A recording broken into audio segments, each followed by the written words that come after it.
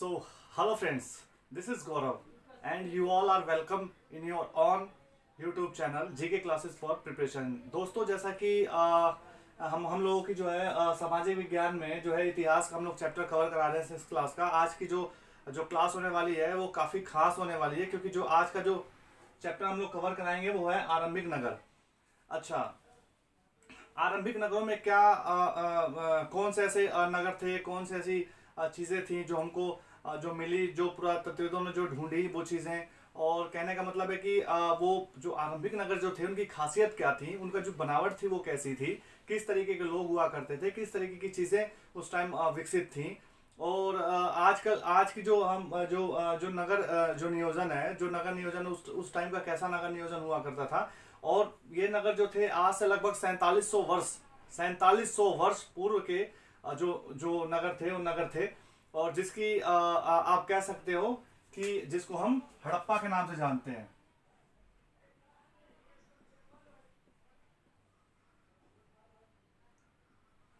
जिसको हम हड़प्पा के नाम से जानते हैं और इसकी क्या खासियत थी आज हम इसके बारे में बात करने वाले। दोस्तों जैसा कि आप लोग जानते हैं कि जो आज का जो समय है उस समय क्या वो समय पहले भी ऐसा रहा होगा क्या? जैसे आज हवाई जहाज उड़ते हैं क्या तब भी ऐसे हवाई जहाज उड़ते होंगे? तो इसके बारे में हम लोग जानेंगे। उससे पहले जो चैप्टर हम शुरू कर रहे हैं उससे पहले आप चैनल को लाइक, सब्सक्राइब और शेयर जरूर कर दीजिए और ज़्यादा से ज़्यादा लोगों को शेयर करिए क्योंकि जो इससे आने वाले जो क्वेश्चन है बहुत इंपॉर्टेंट क्वेश्चन है और इससे भी क्वेश्चन काफ़ी बनते हैं। ठीक है, और पीडीएफ वगैरह जो है हम लोग डाउनलोड कर देते हैं Telegram @GK Classes for Preparation पे, तो आप वहां से जाके पीडीएफ डाउनलोड कर सकते हैं। आप हार्ड कॉपी और सॉफ्ट कॉपी दोनों में आप लोग रख सकते हैं। ठीक है, तो चलिए शुरू करते हैं। आरंभिक नगर हड़प्पा सभ्यता। हड़प्पा की कहानी जो है ना काफी इंटरेस्टिंग है कहानी। ठीक है, आज से लगभग 150 साल पहले पंजाब में रेलवे लाइन बिछाई जा रही थी। आज आपको पता है कि 150 साल पहले हमारे देश में जो है अंग्रेज हुआ करते थे और जो यहाँ की जो सरकार थी अंग्रेजों के हाथ में थी। ठीक है, वो लोग अपने हिसाब से जो है जो देश को चलाते थे। तो उस समय जो है जब रेलवे लाइन जब बन रही थी तो रेलवे लाइन के समय लगभग वहां से आप देखेंगे कि इंजीनियरों को हड़प्पा के पूरा स्थल मिले थे। इंजीनियरों को हड़प्पा के पूरा स्थल मिले थे। तो और आज की डेट में जो जगह है ना वो आधुनिक पाकिस्तान में है। ठीक है, आधुनिक पाकिस्तान के पंजाब प्रांत में है। ठीक है, अच्छा उस समय किसी ने ध्यान नहीं दिया। ठीक है, और 80 साल पहले पुरातत्वविदों ने इस स्थल को फिर से खोज निकाला। ठीक है, उससे पहले वहां के लोगों ने जैसे जब वो जगह मिली ना तो वहां से लोगों ने किसी ने ईंटें उठा ली, किसी ने कुछ उठा लिया, किसी ने पत्थर उठा लिए, किसी ने मतलब इस तरीके से जो है लोगों ने जो है काम किए वहां पे। ठीक है, 80 साल पहले पुरातत्वविदों ने इस स्थल को ढूंढा। तब पता चला कि ये जो खंडहर है उपमहाद्वीप के सबसे पुराने शहरों में से एक है। जो सबसे पुराने शहरों में से एक है क्योंकि इस नगर की जो खोज थी सबसे पहले हुई थी। जो हड़प्पा जो नगर थी इसकी खोज जो है सबसे पहले हुई थी। इसी की वजह से जो बाद में मिलने वाले जितने भी पूरा स्थल थे, ठीक है, या उनकी जो इमारतें थी, ठीक है, और उनसे जो चीजें जो मिली हैं वो हड़प्पा सभ्यता की उनको इमारतें कहा गया। इन शहरों का जो निर्माण जैसे मैंने आपको बताया 4700 साल पहले हुआ था। अच्छा, इन नगरों की विशेषता क्या थी? इन नगरों की विशेषताओं के बारे में हम लोग पढ़ेंगे कि इन नगरों की विशेषताएं क्या थी। तो इन नगरों की जो विशेषताएं थी ये जो नगर थे ना वो 2 हिस्सों में बने हुए थे। ठीक है, एक ऊंचाई वाला नगर होता था, यानी ऊंचाई वाला एक भाग होता था और एक निचला नगर होता था। जो ऊंचाई वाला जो भाग होता था वो छोटा होता था। माना ये जाता था कि जो ऊंचाई वाले जो नगर थे वहां पे जो ना रईस लोग रहा करते थे, जो पैसे वाले लोग थे यानी अमीर लोग जो है वो रहते थे। और जो निचला इलाका जो था ना, निचला इलाका वो वहां पे जो है निम्न क्लास के जो लोग, जो आप कह सकते हो मिडिल क्लास के या अपर मिडिल क्लास के, इस तरीके के लोग वहां पे रहते थे। ऊंचाई वाले भाग को हम नगर दुर्ग कहते हैं। ठीक है, ऊंचाई वाले भाग को क्या नाम दिया? नगर दुर्ग उसको नाम दिया। और निचला जो भाग था उसको निचला नगर कहा गया था। ठीक है, आप देखेंगे जो इनकी जो दीवारें बनी थी उस समय की, जो आज देखते हो आपकी भाई जो ईंटें जो बनती हैं वो काफी जो पकी हुई ईंटें होती हैं और अच्छी क्वालिटी की ईंटें बनती हैं। उस समय भी इससे ज्यादा अच्छी ईंटें हुआ करती थी। ठीक है, जो ईंटें जो थी वहां पे वो जो ईंटें वो इतनी मजबूत हुआ करती थी। ठीक है, और पकी ईंटों से इनकी 4 दीवारी बनी थी। ठीक है, जो आज तक मजबूती के साथ खड़ी हैं। अच्छा, कुछ नगर दुर्ग में खास इमारतें हुआ करती थी। जैसे मोहनजोदड़ो में तालाब बनाए गए थे। मोहनजोदड़ो में तालाब बनाए गए थे। अच्छा, आप देखोगे कि पुरातत्वविदों ने स्नानागार, जो स्नानागार थे वो इनको स्नानागार कहा है, ठीक है। अच्छा, तालाब बनाने में ईंट और प्लास्टर का इस्तेमाल हुआ करता था। ईंट और प्लास्टर जैसे हम लोग सीमेंट अब इमारतें बनाने के लिए करते हैं ना, तो आपको पता है कि जो मिक्सचर है वो प्लास्टर ऑफ पेरिस का ही जो सीमेंट है वो प्लास्टर ऑफ पेरिस से बनाया जाता है। तो कहने का मतलब वो प्लास्टर इस्तेमाल उस समय भी हुआ करता था, और जो प्लास्टर का इस्तेमाल करके उसकी जो सफाई की जाती थी, और बाद में उसको चारकोल से उसके ऊपर परत चढ़ाई जाती थी। जो स्नानागार होता था उसकी जो सीढ़ियां थी वो दो तरफ से उसकी सीढ़ियां हुआ करती थी, और इसके चारों तरफ ना उसके चारों ओर कमरे हुआ करते थे। अच्छा, उनमें पानी कहाँ से आता था? तो आप देखेंगे कि कुएं से पानी उसमें भरा जाता था, और आप देखेंगे कि ज्यादातर जो हिस्से थे ना, ज्यादातर हिस्सों में जो है घरों में कुएं भी मिले हैं। अब हम बात करते हैं कालीबंगा और लोथल की, ठीक है। कालीबंगा और लोथल से जो है वो इसी हड़प्पा के जो है भाग हैं। कालीबंगा और लोथल जो है हड़प्पा में इनकी गिनती, जैसे मैंने बताया ना कि बाद में मिलने वाली जितनी भी जगह थी सबको हड़प्पा में ही काउंट किया जाता है, ठीक है। तो कालीबंगा और जो लोथल है वहां से अग्निकुंड मिले हैं। हड़प्पा जो है मोहनजोदड़ो व लोथल के, आप देखेंगे कि जो हड़प्पा जो सभ्यता थी उसमें जो मोहनजोदड़ो जो लोथल थे उसमें भंडार गृह भी मिले हैं। यानी लोग जो है आप देखेंगे कि सामान के रख रखाव के लिए, अनाजों के रख रखाव के लिए भंडार गृह भी बनाते थे, ठीक है। और किस तरीके से जो सभ्यता थी कितनी फली फूली, आगे बात करेंगे इसके बारे में कि जैसे कि आज के समय है, आज के समय में आप देखते हैं विस्तृत चीजें बनाई जाती हैं, खास तौर से अच्छी अच्छी चीजें बनाई जाती हैं। तो ये नगर भी जो हुआ करते थे ना वो काफी अच्छा और काफी सुविकसित नगर हुआ करते थे, ठीक है। ये नगर आधुनिक पाक के पंजाब और सिंध प्रांतों में है, ठीक है। जैसे जो शुरुआती जो हड़प्पा जो सभ्यता मिली थी वो आधुनिक पाक के और पंजाब प्रांत और सिंध प्रांतों में है। आज के जो भारत के गुजरात राज्य जो है, राजस्थान राज्य है, हरियाणा और पंजाब प्रांतों में भी इनके कुछ हिस्से मिले हैं। इन सभी जो स्थलों से ना पुरातत्वों को अनोखी वस्तुएं मिली हैं। इन स्थलों से हड़प्पा के जो स्थल जितने भी मिले हैं इनसे जो है पुरातत्वों को अनोखी वस्तुएं मिली हैं। जैसे मिट्टी के लाल बर्तन मिले हैं, ठीक है, जिन पर काले रंग के चित्र बने हुए थे, ठीक है। काले रंग के जो है चित्र बने हुए थे। पत्थर के बाट मिले हैं, मोहरे मिली हैं, ठीक है।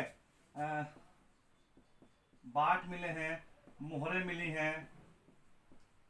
और जैसे मैंने आपको बताया कि यहाँ से काले रंग के जो है आप देखेंगे कि बर्तन जो लाल रंग के बर्तन में जिनमें काले रंग की जो चित्र बने हुए होते थे, ठीक है। तांबे के उपकरण मिले हैं और पत्थर के लंबे ब्लेड भी मिले हैं, ठीक है। तांबे के उपकरण,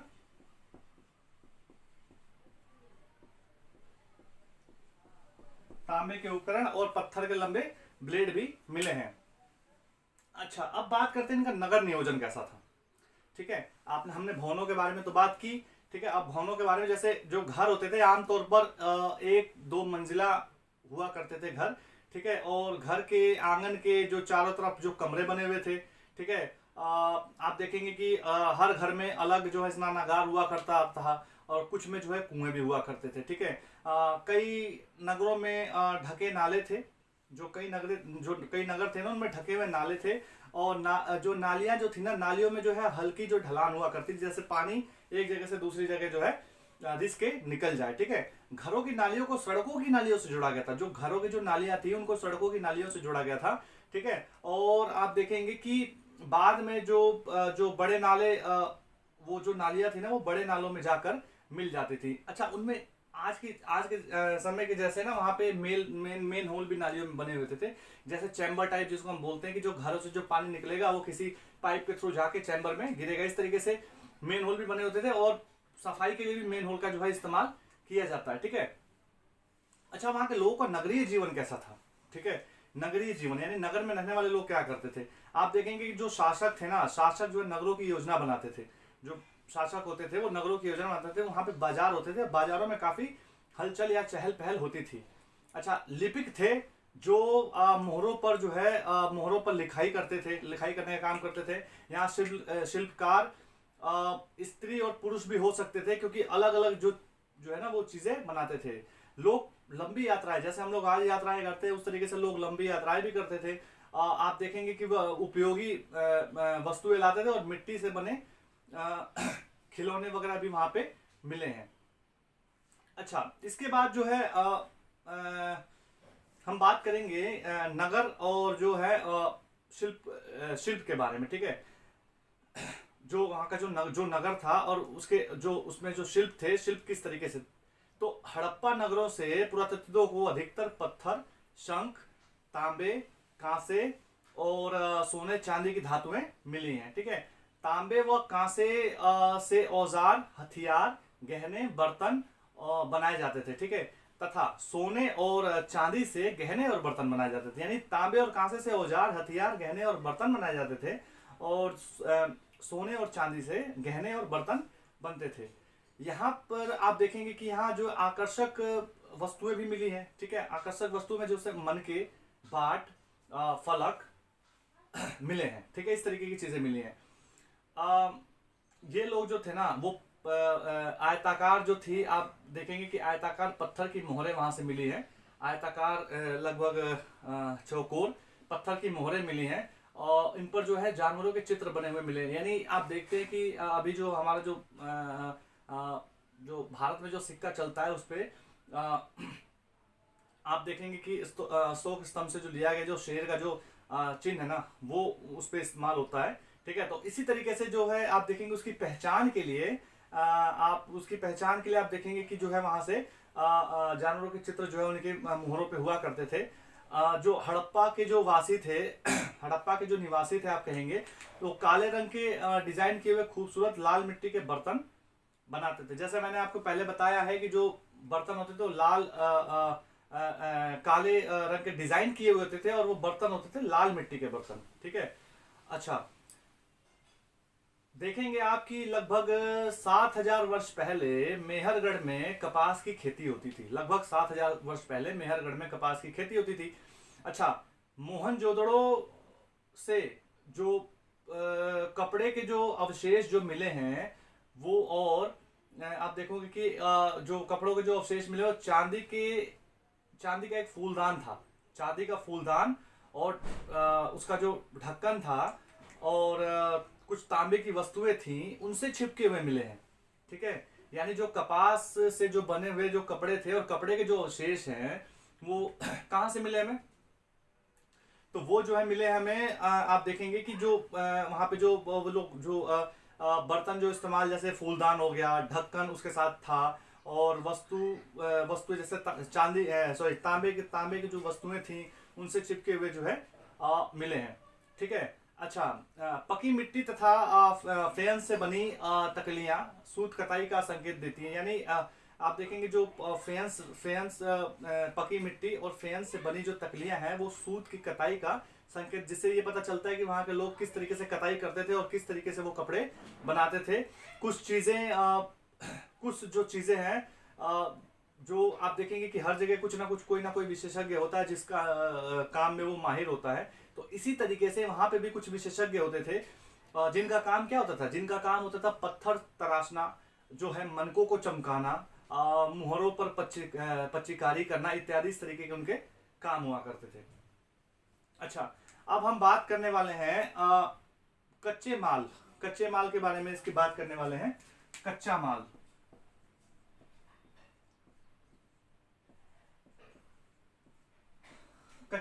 कच्चे माल की बात करने वाले हम। तो आप देखेंगे कि कच्चा माल जिस तरीके से हम लोग लोहे का इस्तेमाल लोहे के अयस्कों का इस्तेमाल करते हैं, है ना, इस तरीके से आप देखेंगे कि वहां पे भी जो है लकड़ी और धातु के अयस्क मिले हैं, ठीक है। कपास मिला है, तांबा, लोहा, चांदी इत्यादि जैसे बहुमूल्य धातु, आप देखेंगे बहुमूल्य पत्थर मिले हैं, ठीक है। ये लोग जो थे ना, जैसे तांबा, लोहा, चांदी और जो बहुमूल्य जो पत्थर है वो दूर दूर से आयात करते थे क्योंकि वहां वो चीजें मिलती नहीं थी, ठीक है। संभवतः ये माना जाता है कि हड़प्पा लोग जो थे वो तांबे का जो आयात है ना वो राजस्थान से, और पश्चिमी एशियाई देश ओमान, जो पश्चिमी एशियाई देश है ओमान, जो तांबा था राजस्थान और पश्चिमी एशियाई देश ओमान से करते थे। किसका जो है आयात करते थे? वो आयात करते थे तांबे का। ठीक है। अच्छा, जो सोना है, जैसा कि आप जानते हैं कि सोना कर्नाटक जो है सोना अग्रणी देशों में अग्रणी राज्यों में गिना जाता है। तो आप देखेंगे सोने का आयात कर्नाटक जो कर्नाटक है, कर्नाटक जो है सोने का अग्रणी राज्यों में गिना जाता है। तो जो सोने का आयात था वो कर्नाटक से किया जाता था। बहुमूल्य पत्थर का आयात गुजरात, ईरान और अफगानिस्तान से किया जाता था। बहुमूल्य पत्थर कहाँ से मंगाए जाते थे? तो बहुमूल्य पत्थर जो है ईरान, अफगानिस्तान और आप देखेंगे कि गुजरात से किए जाते थे। अच्छा, नगरों में रहने वाले जो लोग थे, ठीक है, वो अपने भोजन को कहाँ से प्राप्त करते थे? उनको जो नगर में जो रहने वाले जो लोग थे वो भोजन उनके लिए कहाँ से आता था? तो जैसा आप सभी जानते हैं कि गांव में कृषक होते हैं, है ना। आज के समय में भी ऐसा है कि गांव में भाई कृषक हैं और कृषक किस तरीके से जो है फसल उगाते हैं। ठीक है, उनका काम होता है फसल उगाना और ले जाके मंडी में बेच देना, और ठीक है, उससे थोड़ा बहुत जो है लाभ वो कमा लेते हैं। तो इसी तरीके से गांव में उस समय भी जो लोग रहते थे वो अनाज उगाते थे और जानवर पालते थे। जो किसान और चरवाहे जो थे वो वही जो है शहरों में सामान पहुंचाते थे। आप देखेंगे कि उस समय जो लोग थे, उस समय भी लोगों की जो कुछ मुख्य फसलें हुआ करती थी, जैसे गेहूं, जौ, दाल हो गया, दालें हो गई, किस्म की दालें हो गई, कई किस्म की मटर हो गए, धान हो गया, तिल हो गया, सरसों, इस तरीके की जो चीजें थी वो लोग उगाते थे। ठीक है, और इस्तेमाल करते थे खाने में जो है। ठीक है, आप देखेंगे जो गांव के जो लोग थे वो लकड़ी के हल का इस्तेमाल करते थे। किस चीज का? लकड़ी के हल का इस्तेमाल करते थे, और उनका इस्तेमाल जो खेत जोतने के लिए किया जाता था, लकड़ी के हल। तो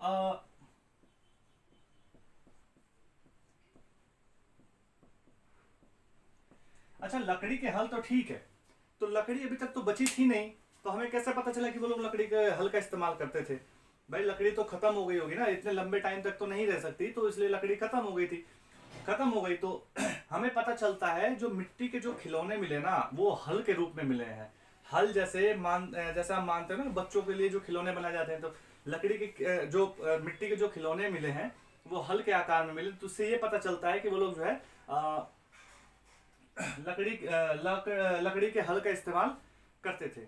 अच्छा, हड़प्पा जो वासी थे वो गाय, भैंस, भेड़ और बकरी भी पालते थे।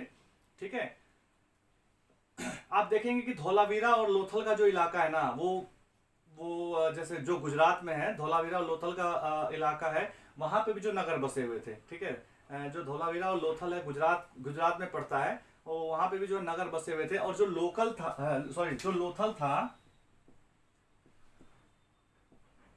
लोथल गुजरात, वो वहां पे बंदरगाह मिला है।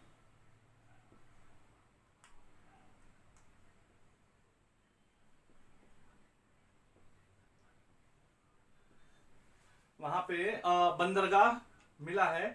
बंदरगाह का मतलब कि जहां से जैसे जो बोट वगैरह है, जो शिप्स वगैरह है, जो नाव वगैरह है, वो आती जाती थी और सामान एक जगह से दूसरी जगह पे पहुंचाया जाता था।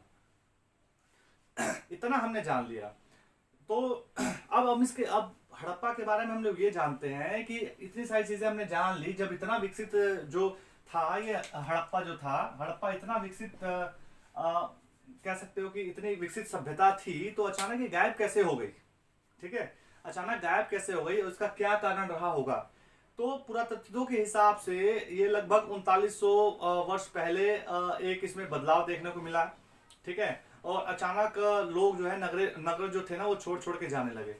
ठीक है, जैसे आप देखोगे कि जो लेखन, मुहरे, बाट, इनका प्रयोग जो है बंद होने लगा। ठीक है, मोहनजोदड़ो में आप देखोगे कि जो मोहनजोदड़ो था, मोहनजोदड़ो की सड़कों पर जो है कचरे के जो है ढेर इकट्ठे होने लगे। ठीक है, यानी ये सभ्यता काफी फली फूली और काफी समय तक ये सभ्यता रही, और इसके साथ साथ इसमें काफी विकास भी हुआ, काफी चीजें आप देखने को मिली, काफी चीजें सीखने को मिली है। आज के समय से इस समय की तुलना की जाती तो देखा जाता है कि ज्यादा फर्क दिखाई नहीं देता। जैसे आज का समय है और जैसे आज का विकसित समय है, उस तरीके से वो सभ्यता जो है विकसित थी। लोग समझदार थे, और उस तरीके से भी वहाँ आप देखोगे कि घर की बनावट हो गई, कुछ इंजीनियरिंग के नमूने मिले हैं, इस किस तरीके से लोग जो है इस्तेमाल करते थे। एक दो मंजिला घर तो होते थे उनके, लेकिन कहने का मतलब ये है कि बनते इस तरीके से थे जो आज भी खड़े हैं मजबूती के साथ, ठीक है। तो और दूसरी क्या वजह हो सकती है इसकी, तो दूसरी जैसे कचरे के ढेर लगने लगे, और आप कह सकते हो जल निकासी जो प्रणाली थी वो नष्ट हो गई, जैसे नाली वगैरह जो बनी हुई थी, और घरों से बाहर जो जल निकलने, मतलब कह सकते हो कि गंदगी वगैरह जो है काफी होने लगी थी, ठीक है। विद्वानों का मानना है कि जो नदियां थी, इसके समाप्त होने की वजह में से एक ये भी है कि जो नदियां थी वो सूख गई होंगी, ठीक है। जंगल खत्म हो गए होंगे, घास के मैदान समाप्त हो गए होंगे, तो जो लोग थे वो जो है किस तरीके से खेती करते, किस तरीके से अपने पशुओं को पालते, और ये भी हो सकता है कि बाढ़ आ गई हो, ठीक है। लेकिन जो इसका जो कारण है ना, वो कारण स्पष्ट अभी तक नहीं हो पाया है। तो आप देखेंगे कि काफी सुविकसित जो अर्थव्यवस्था जो व्यवस्था थी नगर नियोजन की, काफी सुव्यवस्थित इसकी नगर नियोजन की व्यवस्था थी। तो कहने का मतलब ये है कि जो हड़प्पा सभ्यता थी, हड़प्पा सभ्यता काफी समय तक फली फूली, काफी अच्छे से जो ये सभ्यता थी काफी अच्छे से चली, लेकिन अचानक इसमें बड़ा बदलाव जो है देखने को मिलता है। और जो बदलाव था वो जैसे मैंने आपको बताया कि किस तरीके से, मतलब वो कह सकते हो कि जैसे नदियां सूख गई, जंगल खत्म हो गए, या घास के मैदान समाप्त होने लगे थे, या आप कह सकते हो बाढ़ आ गई थी। इस तरीके से जो है इसका कारण स्पष्ट हो नहीं पाया कि अचानक लोग यहाँ से छोड़कर पलायन क्यों कर गए। तो आज का जो चैप्टर था ना, वो ये आरंभिक नगर थे, जो स्टार्टिंग के जो नगर थे।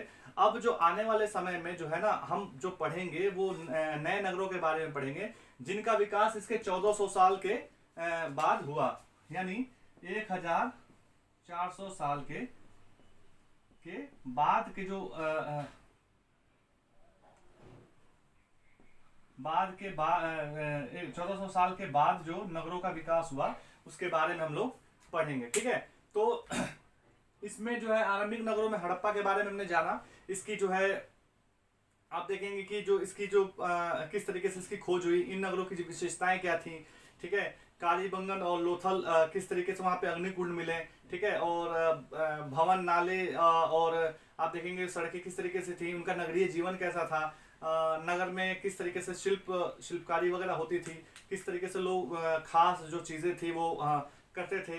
अच्छा, कच्चे माल की जो खोज थी किस तरीके से हुई, कच्चे माल का इस्तेमाल किस तरीके से होता था, ठीक है। नगरों में रहने वाले लोगों के जो भोजन का जो भोजन की व्यवस्था थी वो कौन करता था, किस तरीके से होती थी, ठीक है। हमने धौलावीरा लोथल के बारे में बात की कि लोथल में भी बंदरगाह हमको मिले हैं, और ये भी विकसित जो है ये इलाके हुआ करते थे। हमने हड़प्पा के अंत के बारे में भी जाना कि किस तरीके से इसका जो अंत है और उसका किस तरीके से रहस्य बना हुआ, अभी तक वो चीजें जो है सामने नहीं आई अभी तक। अच्छा, आप चैनल को लाइक, सब्सक्राइब और शेयर जरूर कर दीजिए, ज़्यादा लोगों को शेयर कीजिए, क्योंकि ये बहुत इंपॉर्टेंट टॉपिक है और इससे काफ़ी कुछ हमें सीखने को भी मिलता है। आज के समय से अगर हम इसकी तुलना करते हैं तो हमें काफ़ी कुछ सीखने को मिलता है उस समय से। तो उम्मीद करता हूँ कि आज का जो आपका टॉपिक अच्छा लगा होगा, और इसी उम्मीद के साथ उम्मीद करता हूँ कि ये भी उम्मीद करता हूँ कि आप लोग स्वस्थ होंगे, मस्त होंगे, अपनी पढ़ाई में लगे हुए होंगे और अपनी तैयारियों में लगे होंगे। तो इसी के साथ आज की क्लास में बस इतना ही। हम फिर हाजिर होंगे एक नई क्लास के साथ। तब तक के लिए धन्यवाद, नमस्कार।